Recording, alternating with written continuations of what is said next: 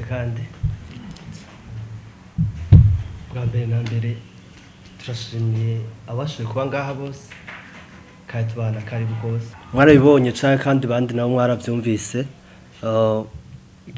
igituma turi ngaha twakoraniye ngaha ni kubw'igikorwa canke igitaramo dusanzwe dufise kuri uyu wa Mungu ni kuvuga ni mu minsi 6 imbere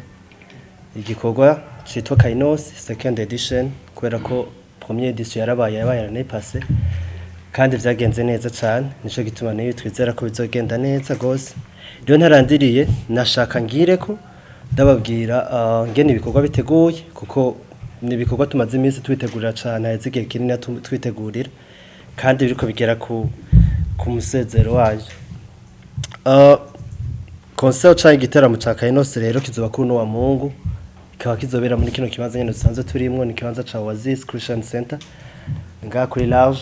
abatahazi kazoba le 26 dimanche nyene ko nayivuze kazotangura isaha 10 rero ivyo bikorwa ingene biteguye nuko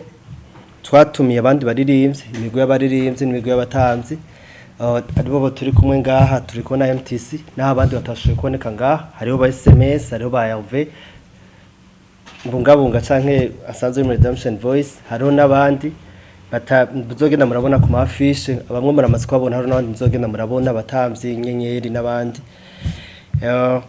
rero kwinjira bisanzwe bitegekanije uko ticket simple kuvuga amahera 5,000 hama ticket sponsor nayo n'amahera 30,000 amatike polo mu mantara ashobora kuba disponible ku bw'imvo zitandukanye mugabo ku munsi wa gatatu azobatangwe kugurishwa ibibanza tuzogenda turayimenyesha ku mbuga zacu dusanzwe dukoresha aba Facebook Instagram n'ahandi kandi ibintu bikaba bizotangura isaha 10 no kuvuga ko tuzogerageza kuba ku mwanya tubino kandi abantu barabidusavye cyane kandi tuzogerageza kuvyubahiriza novuga ko saa 10 tuzadutanguye igiteramo nyazina kugira ngo tuzogerageze guheza hakiri kare rero muri make ngerageje kugira resume ntoyi nukunyene ibikorwa bitegekanijwe reka nagira ntarandiri kugira ngo ndabakanye peut-être murafise ibibazo canke mushaka kubaza twe canke abandi bari ngaha sinzi ko ari cyo nibagiye muraza ko kimbaza cyangwa muraza ko kimitse mugabo ahanini KAINOS no kwitunganijwe hari nze ndaja hirya no hino baza ko KAINOS busanzwe mwari mukizi ko gisigura ikintu gishashwa twabisiguye cyane muri edition ya mbere heruka ya zari ivyo comme resume niya murakoze cyane imbere ko ntangurane icambere mbanje gushima cyane mwe mwashoye gushika muri kino kibanza tunabasaba kandi n'imbabazi ku mwanya waheze tutaratangura bandanirije aho dosire yarageze KAINOS mwarayibonye la Presse ubu tuko twitegurira y'uno mwaka ya kabiri izo muri kino kibanza nyene ikintu je nagomba kongera ko nuko gusa mu ntango ya KAINOS ariyo mu mwaka uheze twari dufise ijambo ry'umutwe ikintu gishasha tutarigera tubona koko cyari ikintu gishasha Imana yashyize ku mutima wacu yari reko rishasha tushize ahabona twari duhagaze ku jambo ry'Imana riri muri Yesaya 43 kuva ku murongo wa 18 aho ijambo ry'Imana rivuga ngo ngomba nkora ikintu gishasha ntimuzokimenya ko ngira nkora ikintu gishasha nzocinzira mu bugaragwa ntembeshe inzuzi ahagadutse muri ico gihe kuri twebwe no ku bantu bose baje n'abantu bose bifatanije natwe cyari ikintu gishasha muri uno mwaka naho turafise ijambo duhagaze ko ari ryo mimishaka naho bisigura kwaguka bisigura ku Imana yaratanguje ikintu gishasha mu mwaka uheze muri uno mwaka naho ni Imana irikiragura ikintu yatanguje mu mwaka uheze Imana yaratanguje inzira nshasha iyo nzira nshasha nayo yatanguje wari urugendo rutanguye ntivyari birangiriye ngaho ahubwo rwari urugendo rutanguye so urwo rugendo rutanguye naho ikintu Imana ikiradukomunika muri uno mwaka no kuri kiragura iryo yerekwa no kuri kiragura iyo nzira nshasha twatanguye ikindi naco numva shimikira ko nuko umuntu wese yifatanije na kino gikorwa umuntu wese yifatanije na nino KAINOS iri niryo jambo tumubwira mimishaka ukwaguka ukubona ukugwira mu vyakora business yaba uririmbyi mugenzi wacu yaba akazi kose ukora wikorera utwawe uri mu journalist hateza kuba ukwaguka muri uno mwaka niryo jambo tugiye kubabwira abantu twiteze kubabwira no ku munsi wa 26 ikindi naco numva nto kwibagira nuko kubw'iryo jambo nyene Imana yashyize ku mutima wacu yuko ugiye kwagura inzira zacu yatanguje kuva mu mwaka uheze. Turafise indirimbo twateguye, indirimbo tuzolansa uwo munsi nyene yitwa Mimishaka, ifatanye n'iryo jambo ry'umutwe ry'uwo munsi. So Mimishaka nakivuze kandi isigura kugwira, kwaguka. Amen. Multiplication, increasing mu bintu ukora vyose. Amen. Nibaza ko nico novuga, ntarinze ndavuga amajambo menshi, ariko Bonheur si yafise akajambo kamwe yongera ko about them cyo dutanga umwanya kugira ngo ushobore gucungura umwanya. Nkuko David ariko arabivuga, singiye kongera ko ibintu byinshi ko vyariko aravuga ko vyerekeranye na theme, ni just ko twifuza ko abantu baza bafise no mutima. Ni gihe kirekire abantu benshi bamumva umengo gutera imbere ku muntu nuko yama muri bishasha, nuko imisi yose yamasaba Imana ikintu gishasha, yamasaba Imana ikintu gishasha imisi yose, nuko yose Imana akazi gashasha, nuko yose Imana novuga iki guhindurirwa hakorera ibindi byose. Mugabo uno mwaka twumva twobabwira yuko Imana yashaka kugumiza hahandi mugikagura ivyo sanzwe uri kurakora, ikakwagurira aho nyene, irashobora kuguha kwaguka mu byo usanzwe uri kurakora. Bimeze nk'akabuto gato kabibwa ahantu mwivu, ntitwosaba ngo tugume tubiba gusa, ariko turasaba kugira ngo ikuze n'icamaze kubibwa. Rero ni muri no mutima wo kumva yuko simpaka Imana ibanze gukura muri business urimwo kugira wumve ko wateye imbere. Imana yashobora kwagura business usanzwe ukora, irashobora kwagura ikintu cyose usanzwe ukora. Ni muri ayo majambo numva no kongera ko gusa. Nitwa Mikro kuva muri Bujafe. Ikibazo ca mbere ni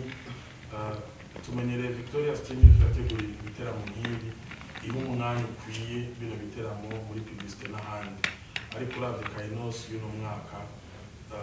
muyiteguye umwanya muto, no hamagaje abantu sinamenyesha makuru hasigaye indwi gusa, habaye ikibazo kiye kugira ngo ya promotion ya Victoria's team tuzi kuva kera nimushobore kwitangura. Hama ikibazo ca kabiri,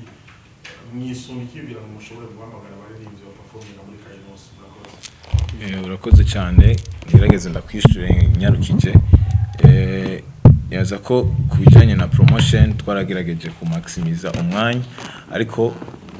uravye aho twashaka kuyikorera so twayikoreye kubera covid yacigwamwo, hanyuma n'ahantu hose bagenda gufata ikibanza ntibashaka kwemerera kubera ikibazo ca covid. So ni kubwiyo mpamvu hanini, ariko nibaza ko kubijanye na promotion twagize turizera yuko abantu benshi bari kwarabimenya, abantu bacu bari kwarabimenya cyane gose, kandi twiteze audience nini isumba ni l'année passée cyane gose. Ikindi ca kabiri naco wabajije ni twisunze iki mu gutumira abantu muri abandi ba invite muri KAINOS. Icambere nuko turaba abantu dukora ibintu dusanzwe dukora ibintu bimwe kandi bafise umutima nko dufise, en plus de ça n'abantu babikora neza. Twese tudashobora gushidikanya ko muri kino gihe bariko barakora. Hariho nibaza ko hasigaye babiri muzobona, umwe azoba ari surprise, uwundi nawe muzomubona ejo. Ariko naho twomuvuga ubu ni bon, Big Zoe azoba arimwo, niwe hasigaye afishe yiwe. Sino hariho iyindi surprise nibaza ko twese turindiriye kuri uya munsi. Yego.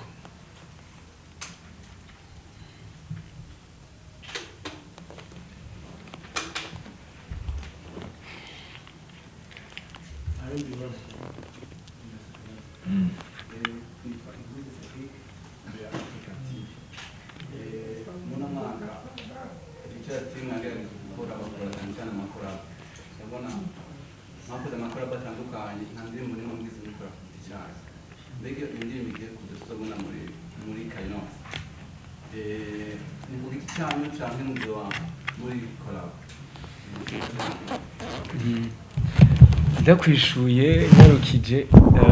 nivyo twarakoze amakorabo menshi muri uyu mwaka, cyo gituma tutorangiza umwaka turi mu makorabo nyene. Rero iyi ni indirimbo ya Victoria's team, igisumbityo hari nabo mutaheruka kubonamwo muzobonamwo, donc bari hanze y'igihugu bari muri Victoria's, mugabo muzobona muri iyo ndirimbo ni ya Victoria's yonyene, donc si korabo. Murakoze.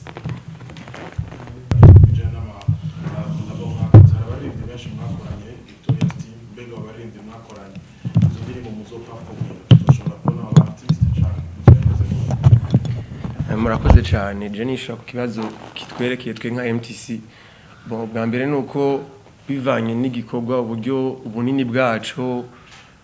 benshi murabizi n'abandi barabizi ko KAINOS bari kuba kinini cyane novuga ko twe uburyo novuga twiteguyemwo si uburyo gusa buri novuga mu buryo buri technique canke ama repetition mugabo hari ikintu tuba twiteze gutanga cyane cyane kiri plus spirituel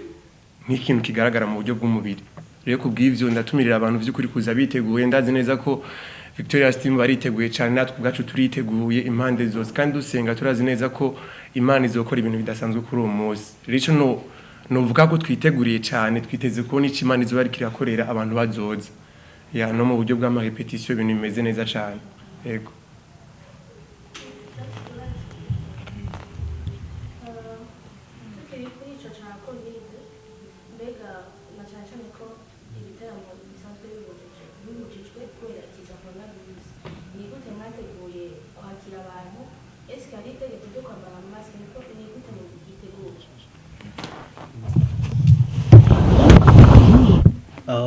murakoze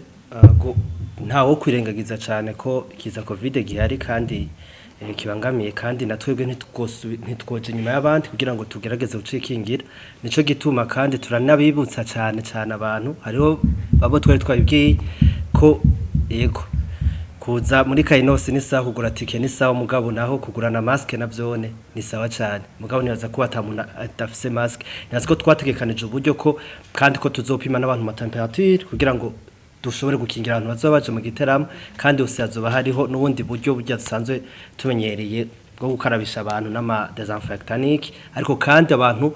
nukuza bibankanije mask ko ari obligatoire kuza bambaye mask ya murakoze ikibazo cyami dushaka kugenda turangije ko cy'abantu twakoranye amakorabo nibaza ko umwe muri bo nibaza ko ari wagoye kubera atari mu gihugu Levixon asanzwe ari mu Uganda niwe tutazoshobora kubona kuri ujya munsi ariko sino abandi bazoba bahari niba atakindi kibazo twamashimira abanditsi n'amenyesha makuru ko amashoboye kutwitaba mukaza muri benshi kugira ngo mushobore gushikana ubutumwa kure abantu bamenye yuko igitaramo gihari muri Nondwi ni kimwe ni KAINOS kwinjira nkuko nababwiye na Mayara Make buno butumwa mukuye hano mugende mu bushikirize abantu basanzwe bakurikirana kugira ngo kino gitaramo kizoshobore kugira réussite ya KAINOS ni réussite y'umunyesha makuru wese ngaha réussite ya KAINOS ni réussite y'umurundi wese cyangwa umunyamahanga wese asanzwe akunda muziki agakunda Victoria's team agakunda MTC n'abandi bose bazaba bahari hambavu y'ino conference de presse nimba mwifuza kuduha ibiganiro naho nyine murashobora kuduhamagara muri ino ndwi kugira ngo tubandane tubwira abantu yuko KAINOS ihari kandi KAINOS idasiba ku munsi wa gatatu muzosubire kandi mutwibukiriza abantu ingena amatike azoba ariko aragurishwa naho azoba ariko aragurishirizwa ukijijwe arahawe ikaze udakijijwe ni umwanya mwiza wo kwakira agakiza muri KAINOS murakoze cyane Imana ibahe Imana ishimwe